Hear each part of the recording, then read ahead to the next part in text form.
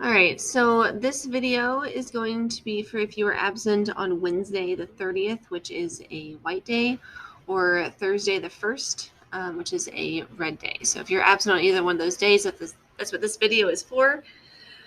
So what we're stepping into today, let's see, I'm going to show you this really quickly. So last time in class we did the claim, evidence, reasoning, in the sense of having notes taken on page 34.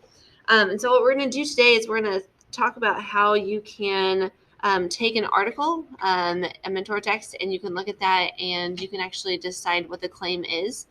And then we're going to trace that argument is what this is called. So when you trace an argument, you figure out what the claim is. So you figure out what the claim is from that mentor text or that article that you're looking at. And then based on whatever that claim is that author wanted to push out, then you're going to try to find what they did as a writer to have that powerful evidence to support or to tie back to that claim. So that's what our annotations are going to look like today. So let me get my pen here really quickly. And then what you're going to end up doing is there is a mentor text that looks like this, The Secret Powers of Doodling. And where you can find this is if you go to Explorer's Reading and Writing course, you go to the orange mentor text folder. It's right here, The Secret Powers of Doodling. You'll click on that. And it'll open up and look like this. And what's best is if you could print this. So if you have access to a printer and you can print it, that's awesome. If you do not have access to a printer, you're probably just going to make some annotations like on a piece of paper. So you could like write down what I underline. You can do that. But it would be best if you could print it. But if not, that's okay. Get a sheet of paper and you're going to write all the things that I am either writing, or if I underline something, you can write the words that I underline. And you can always pause and kind of do all that kind of stuff. Okay. So anyways, so we are going to annotate this. I'm going to read it. I'm going to show it to you on here because it's easier for me to do it on this way instead. But when you get back to school, if you're not able to print it, you'll need to make sure to get a copy of it from me. But anyways, all right. So if we're looking at this article here, it says The Secret Powers of Doodling. And then it says doodling is fun, but can it also help you learn?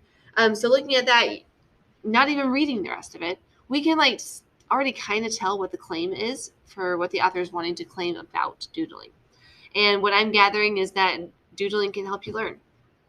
I mean, you could even say doodling is fun and can also help you learn. You could say doodling helps you learn and be successful. There's lots of different things that you could say. But since we haven't really dug into reading it yet and just looking at what this is, I'm just going to say doodling can help you learn. So at the bottom or somewhere on your sheet of paper, I want you to write claim.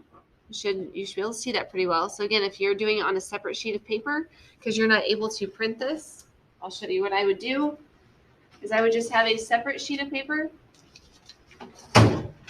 So this is where if you're not able to print, you could just get a separate sheet of paper, and on that you can write the title. So you would write The Secret Powers of Doodling. And then underneath here, you just write the word claim. And then that's how you would write it. So everything that I'm doing, you're just going to write on a piece of paper if you're not able to print. Okay? All right. So the claim, so what we can do is they're claiming that doodling is, doodling can help you learn. I'll just leave it at that. Doodling can help you learn. Okay. Now, if I want to add to this later as I continue to actually read the article and I want to add to that claim, I can. But that's kind of what they're saying. Doodling can help you learn. Doodling is a good thing. It's a positive thing. It can help you Okay. All right. So here's what I'm going to do is I'm going to read this to you. And if we need to add to our claim or revise it, we can do that. But then what we're going to do in order to trace that argument that doodling can help you learn, because again, that claim is biased. There's that's like their argument that doodling can't help you learn. What I'm going to do is in order to trace that, everything that ties back that's in the article that ties back to that claim, I'm going to underline it. So then that way you can see the different pieces within the article that go, okay, yes, that does tie back to the claim. That does say, hey, this is my powerful evidence. This is my evidence to support that claim. Okay? All right. So here we go. Picture this. The year is 1988. President Ronald Reagan sits at his desk in the Oval Office. When he picks up his pen, he has extraordinary powers. He can sign a bill into law, he can send U.S. troops into battle, or he can doodle horses and cowboy hats during a long, boring meeting. Reagan was famous for doodling, and he is not the only one. More than half the U.S. presidents doodled. Okay? I'm going to underline that because they're learning. Like, obviously, they got to where they are. I mean, the U.S. president's pretty high honor. We have Queen Victoria of Great Britain in 1800s doodled donkeys. Apple founder Steve Jobs was known for doodling pictures of envelopes. So those are people that, like, they're successful. They did learn. And something we could add down here if we wanted to, doodling can help you learn. And we can even say, and be successful. Because those people that they're mentioning are people who are successful. Okay, so you can add that to your claim. All right, I'm going to stop there for just a second. So again, if you don't have this mentor text printed because you weren't able to print it, after you have on your paper, after you write your claim, whatever that is that you wrote down, everything that I have underlined, you could write that. So underneath here, you could write U.S. presidents doodled. So if you were not able to print, you could just write all the things that I have underlined. Then you would do like Queen Victoria. And then we would say doodled donkeys. Okay? So everything that I'm underlining, you'll just write. And so you can't see that, sorry. So everything that I'm saying or underlining, you're just going to write instead. Okay? That's how that would work for if you were not able to print this. All right, I'm going to keep going. Shouldn't these important people have been paying attention to the matters at hand? As it turns out, doodling might have helped them do exactly that, and it might help you to focus too. All right, so how we're going to tie this back to it can help you learn and be successful. It says doodling might have helped them do exactly that. Exactly that. They're talking about paying attention. And then it says, and it might help you focus too. So I'm going to learn focus because if you're wanting to learn, if you can focus and pay attention, that's evidence to support. That's powerful evidence to go back to that. Okay?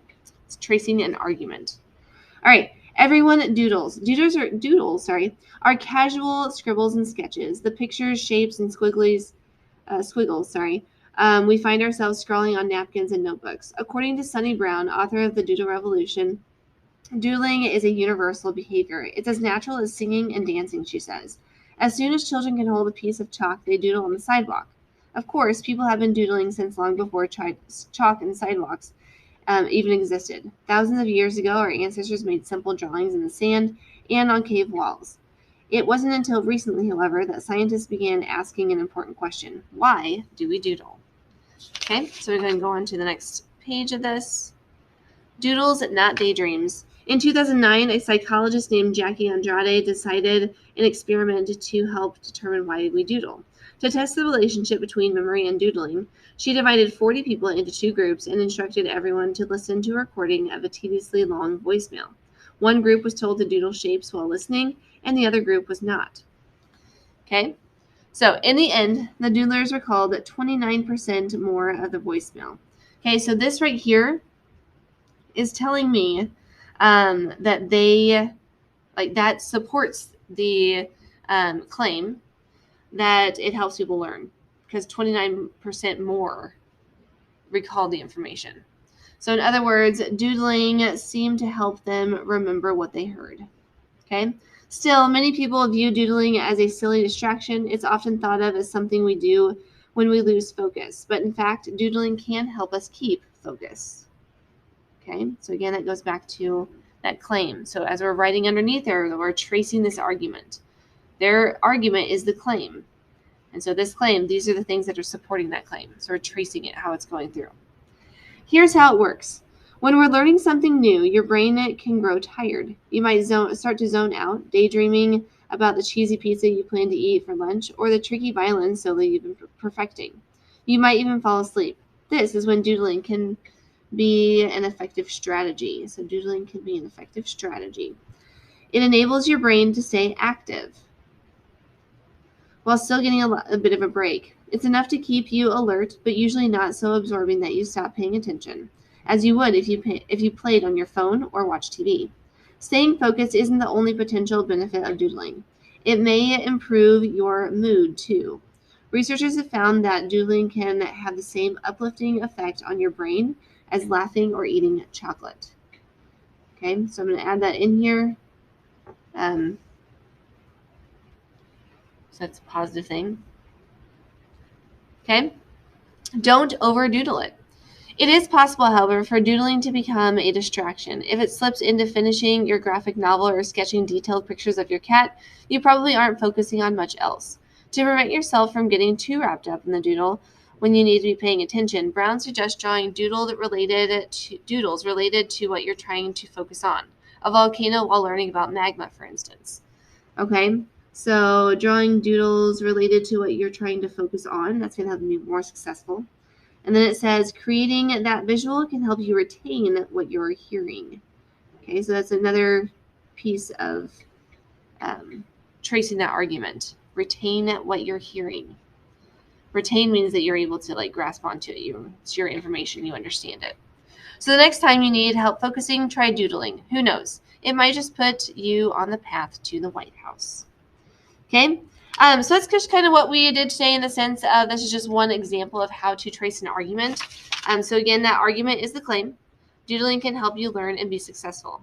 And so then what we do is we look back at the things that we underline to trace that argument of, yeah, it can help you learn and be successful because this helps you learn and be successful. Focusing and paying attention helps you to learn and be successful. All these things that we underlined here. Backing up that 29% more who doodled, that they were able to recall more information. That backs up the fact that it helps you learn to be successful. Okay, so everything that we learned, everything that we traced here, that's tracing the argument. It's helping to support the claim that the author mentioned. And that's what authors do. Writers do. They whenever they have a claim, they don't just ignore and just never say anything about it again. They want the reader to understand their claim and possibly agree with their claim based on their writing. So they always go back to it. And that's what tracing an argument is. Okay? All right. So here's what I'd like for you to do. Again, if you need to go back through and kind of see what I underline, that's fine. And you can add that to your piece of paper here. This piece of paper, I want you to make sure that you take a picture of it and send it to me so I know that you did it.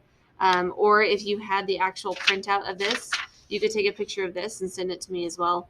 That way I just know that you did it. Because if I don't get a picture from that, I'm going to say that it's missing. Okay, so make sure you do that. And then the next thing that I want you to do is I want you to actually try, because maybe you are a doodler, maybe you aren't, I don't know. I personally normally am not a doodler. I've never really stepped into that realm before, but I'm going to challenge you today to get out a separate sheet of paper. And what you're going to do is on that same absent document sheet, it says right here, podcast Missing Socks. This is a podcast, and what I want you to do is on a separate sheet of paper, you're just going to have that out, and I want you to listen to the podcast. And as you're listening to that podcast, I want you to just write, draw, doodle information that you hear about the podcast. And I want you to see if you also kind of think that this is a true claim. Doodling can help you learn and be successful. Okay, so you're going to have a plain sheet of paper, and you're going to click on this. It's going to take you to a podcast. It looks like this. It takes a minute to actually get to it because it has like a advertisement in the very beginning. So it takes a good minute or so to get to the actual podcast. But you're going to listen to that podcast, and as that podcast is playing, you are going to be drawing pictures. You're going to be doodling. Things that you're hearing, write it down. Draw a picture of it. And then I just want you to see if that did help you and see if you agree with that statement or not. Okay? All right. And then after you get done doing that, whatever your doodling is, I also want you to send me a picture of that doodle just so I can see it, that you did that as well. Okay? All right, so 2 things I'm looking for from you is that you have either the printout of the mentor text with the things underlined and the claim written on it, or you have a separate sheet of paper that you have the title, you have the claim, and then you wrote down the things that I underlined. That's the first thing I want, a picture of that. And then the second picture that I want is your doodles that you took while you listened to the SOX podcast. Okay? All right. That's all I have for you. Thanks.